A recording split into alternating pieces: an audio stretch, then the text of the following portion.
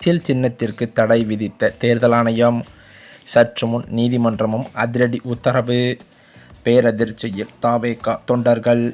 தமிழ்நாட்டின் சட்டமன்ற தேர்தலானது ஏப்ரல் 23ஆம் தேதி நடைபெறவுள்ளது.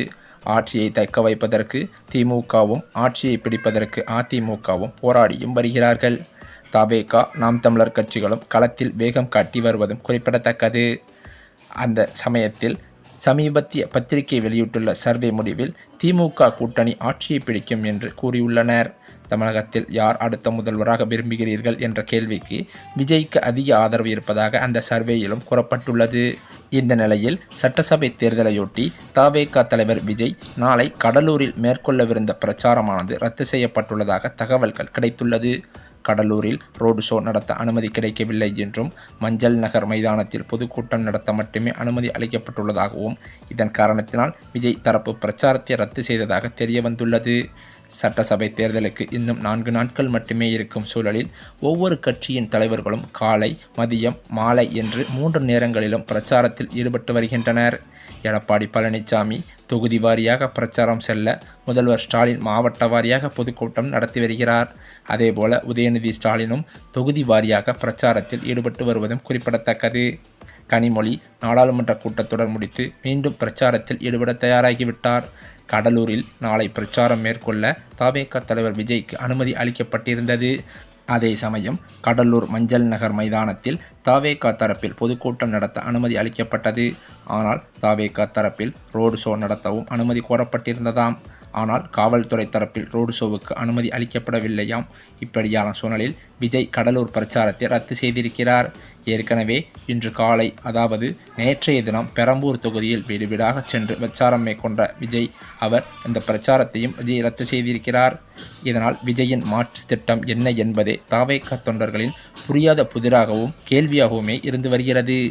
அதே சமயம் சட்டசபை தேர்தலுக்கு இன்னும் 4 நாட்கள் மட்டுமே இருக்கும் சூழலில் பெரிய கட்சிகளே ஒரு நாளில் பல்வேறு மாவட்டங்களிலும் பிரச்சாரம் மேற்கொண்டு வருகின்றனர். ஆனால் விஜய் சென்னை பிரச்சாரம் முடிவடைந்து இன்னும் 3 நாட்களாகியும் அடுத்த பிரச்சாரத்தில் ஈடுபடாமல் இருப்பது பெரும் சர்ச்சையை கிளப்பியுள்ளது. அது மட்டுமல்லாமல் இது தவேகா தொண்டர்களிடையே சலிப்பை ஏற்படுத்தி வருவதாகவும் சொல்லப்படுகிறது. ஏற்கனவே 2 முறை கடலூர் பரப்புரை ரத்து செய்யப்பட்டிருந்த நிலையில் தற்போது 3வது முறையாகவும் மீண்டும் ரத்து செய்யப்பட்டுள்ளதும் குறிப்பிடத்தக்கது. தமிழ்நாடு சட்டமன்ற தேர்தலுக்கான வாக்குப்பதிவு வருகின்ற ஏப்ரல் 23ஆம் தேதி 234 சட்டமன்ற தொகுதிகளிலும் ஒரே கட்டமாக நடைபெறவுள்ளது. தேர்தலுக்கு இன்னும் சில நாட்களே உள்ள நிலையில் அனைத்து கட்சிகளின் வேட்பாளர்களும் சூறாவளி பிரச்சாரத்தில் ஈடுபட்டு வருகின்றனர். இந்த நிலையில் தமிழகத்தின் 3வது கட்சியாக உருவெடுத்து வரும் தமிழக வெற்றிக் கழகம் இந்த தேர்தலில் முதல் முறையாக தேர்தல் களம் காண உள்ளது. 234 தொகுதிகளிலும் தமிழக வெற்றிக் கழகம் போட்டியிடும் என்று எதிர்பார்க்கப்பட்ட நிலையில் எடப்பாடி தொகுதியில் மட்டும் தவேகா வேட்பாளரானது மனு நிராகரிக்கப்பட்டுவிட்டது. இதன் காரணத்தினால் தமிழக வெற்றிக் கழகம் 233 தொகுதிகளில் மட்டுமே தனித்து போட்டியிட வேண்டிய சூழல் உருவாகியிருக்கிறதாம். மேலும் அக்கட்சியின் தலைவர் விஜய் சென்னையில் பெரம்பூர், திருச்சி கிழக்கு ஆகிய 2 தொகுதிகளில் போட்டியிடுவார் என்பதும் குறிப்பிடத்தக்கது. இந்த நிலையில் தமிழக வெற்றிக் கழகத்திற்காக ஒதுக்கப்பட்ட விசில் சின்னமானது பெரிய சிக்கலில் மாற்றியுள்ளதாகவும் அதிர்ச்சி தகவல்கள் பரவி வருகிறது. இது தற்போது இன்னும் 1 வார காலமே தேர்தலுக்கு இருக்கும் நிலையில் இந்த பிரச்சனையை சரி செய்வதற்கு விஜய் முழு முயற்சியில் ஈடுபட்டுள்ளதாகவும் சொல்லப்படுகிறது. தமிழ்நாட்டின் சட்டப்பேரவை தேர்தலுக்கு இன்னும் 9 நாட்கள் மட்டுமே மீதமுள்ள நிலையில் நாளுக்கு நாள் தேர்தல் சம்பந்தமான ஃபீவரானது அதிகரித்து கொண்டே வருகிறது. ஏற்கனவே 3 மாதங்களில் தேர்தல்கள் நடந்து முடிந்துள்ள நிலையில் வரும் 23ஆம் தேதி தமிழகத்தில் சட்டமன்ற தேர்தல் நடக்க உள்ளது. இதனையடுத்து அரசியல் கட்சி தலைவர்கள் தங்களது பரப்புரைகளை தீவிரப்படுத்தி வருவதும் குறிப்பிடத்தக்கது. இந்த நிலையில்தான் நேற்றைய தினமோ பரப்புரையில் முதல்வர் மு.க.ஸ்டாலின் பேசும்போது காலை பிடித்தோமா, வாரி வெட்டோமா, அடுத்ததாக ஒரு காலை நோக்கி போவோமா, இவ்வளவுதான் எடப்பாடி பழனிசாமியின் வாழ்க்கை சுருக்கம் என்றும் இந்த 3இல் அவருடைய மொத்த அரசியல் வாழ்க்கையும் அடங்கிவிடும் என கடும் விமர்சனத்தை முன்வைத்ததும் குறிப்பிடத்தக்கது. மேலும் அது மட்டுமில்லாமல் இந்த தேர்தல் ஃபீவரை அதிகப்படுத்தும் வகையில் தற்போது கருத்து கணிப்பு முடிவுகளும் பல்வேறு விதங்களாக வெளியேறி வருவதும் குறிப்பிடத்தக்கது. தமிழக வெற்றிக் கழகத்தின் தலைவரும் நடிகருமான விஜயின் மனைவி சங்கீதா வரும் ஏப்ரல் 20ஆம் தேதி செய்தியாளர்களை சந்திக்கப் போவதாக பரவிய தகவல்கள் முற்றிலும் வதந்தி என அவரது தரப்பிலிருந்து தற்போது விளக்கம் அளிக்கப்பட்டுள்ளதாக சொல்லப்படுகிறது. நடிகர் விஜய் மற்றும் சங்கீதா இடையே விவாகரத்து தொடர்பான மனு செங்கல்பட்டு குடும்ப நீதிமன்றத்தில் நிலுவையில் இருக்கும் நிலையில் ஏப்ரல் 20ஆம் தேதி நடிகர் விஜய் நேரில் ஆஜராக வேண்டும் என நீதிமன்றம் ஏற்கனவே உத்தரவிட்டுள்ளது. இதன் காரணத்தினால் அன்றைய தினம் சங்கீதா ஆதாரங்களுடன் செய்தியாளர்களை சந்திப்பார் என சமூக வலைதளங்களில் பரபரப்பாக பேசப்பட்டதும் குறிப்பிடத்தக்கது. ஆனால் விஜய் தரப்பில் நடத்தப்பட்ட சமரச பேச்சுவார்த்தையை தொடர்ந்து அவர் இந்த முடிவை மாற்றிக்கொண்டதாகவும் கூறப்படும் நிலையில் தற்போது வரை அத்தகைய செய்தியாளர் சந்திப்பு எதுவும் திட்டமிடப்படவில்லை என திட்டவட்டமாக தெரிவிக்கப்பட்டுள்ளதாக சொல்லப்படுகிறது. மேலும் அது மட்டுமில்லாமல் இந்த தகவலிலிருந்து வெளியே தெரிய இருப்பது என்னவென்றால் விஜய்க்கும் சங்கீதாவுக்குமான பிரச்சனையானது சுமூகமாக முடியவில்லை என்றும் விவாகரத்து கண்டிப்பான முறையில் சங்கீதா கோருவார் என்றும் அவரது தரப்பில் தகவல்கள் வெளியாகியுள்ளது. அது மட்டுமில்லாமல் சங்கீதா விஜய் இடையேயான விவாகரத்து பிரச்சனையானது புதாகரமாக வெடிப்பதற்கு இன்னும் அதிக நாட்களில் இல்லை என்றும் அவரது தரப்பில் தெரியப்படுத்தப்பட்டுள்ளது.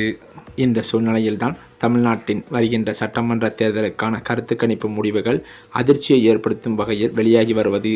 தமிழக சட்டமன்ற தேர்தல் களம் இறுதிக்கட்டத்தை எட்டியுள்ள நிலையில் தமிழக வெற்றிக் கழகத்தின் வேட்பாளர் ஒருவர் அதிமுக பொதுச் செயலரான எடப்பாடி பழனிசாமியிடம் விலை போய்விட்டதாக எழுந்துள்ள புகார் அரசியல் வட்டாரத்தில் பெரும் அதிர்வலைகளை ஏற்படுத்தியிருக்கிறது.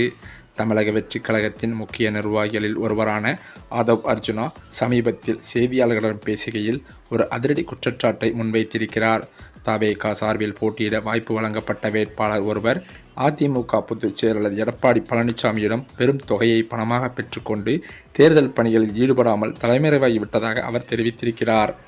அது மட்டுமில்லாமல் கட்சி தலைமை வைத்த நம்பிக்கையை சிதைத்துவிட்டு எதிர்க்கட்சியிடம் விலை போன அந்த நபரை கருப்பு ஆடு என அவர் கடுமையாக விமர்சித்திருக்கிறார். வேட்பாளர் விலகியதால் அந்த தொகுதியில் பின்னடைவு ஏற்படும் என கருதப்பட்ட நிலையில் தவேகா அதற்கு பதிலாக ஒரு மாற்று வியூகத்தை வகுத்திருக்கிறது. எடப்பாடி பழனிசாமி போட்டியிடும் தொகுதியிலேயே தவேகா தீவிர பிரச்சாரத்தை முன்னெடுக்க முடிவு செய்துள்ளதாம். எங்கள் வேட்பாளரை விலைக்கு வாங்கியிருக்கலாம், ஆனால் எங்கள் தொண்டர்களை வாங்க முடியாது. வேட்பாளர் இல்லாவிட்டாலும் இபிஎஸ் தொகுதியில் தவேகாவின் பலத்தை காட்டுவோம் என ஆதவ் அர்ஜுனா தற்போது பேசியிருப்பது பெரும் பரபரப்பாகவே பேசப்பட்டு வருகிறது. அது மட்டுமில்லாமல் தேர்தல் நேரத்தில் ஒரு கட்சியின் வேட்பாளரை மற்றொரு கட்சி தலைவரிடம் பணம் பெற்றுக்கொண்டு காணாமல் போவது என்பது தமிழக அரசியலில் இதுவரை கண்டிராத ஒரு விசித்திரமான சூழலை உருவாக்கியிருக்கிறது என்றே சொல்லலாம். இது தமிழக வெற்றிக் கழக தொண்டர்கள் மத்தியில் கொந்தளிப்பை ஏற்படுத்தியிருக்கிறது. இந்த நிலையிலோ காரைக்குடியில் மக்கள் சந்திப்பு பிரச்சாரத்தை நடத்திய விஜய் அவர்கள் பேசாமல் போயிருப்பது பல நிர்வாகிகள் மற்றும் பொதுமக்களிடையே கடும் அதிருப்தியை ஏற்படுத்தியுள்ளது. இந்த நிலையில் அவர்கள் விஜய் மீது கண்டன போஸ்டர்களையும் மேலும் அவர் மீது ஏற்பட்ட கோபத்தில் சிலர் கண்ணீரஞ்சலி போஸ்டர்களையும் ஒட்டியுள்ளதாக அதிர்ச்சி தகவல்கள் பரவி வருகிறது. இதனைத் தொடர்ந்து தமிழக சட்டமன்ற தேர்தலின் கருத்து கணிப்பானது திமுகவானது மாபெரும் வெற்றி பெற்றது போலையும் அதிமுகவானது படுதோல்வியை சந்தித்தது போலையும் கருத்து கணிப்பு முடிவுகள் வெளியாகி வருகின்றன.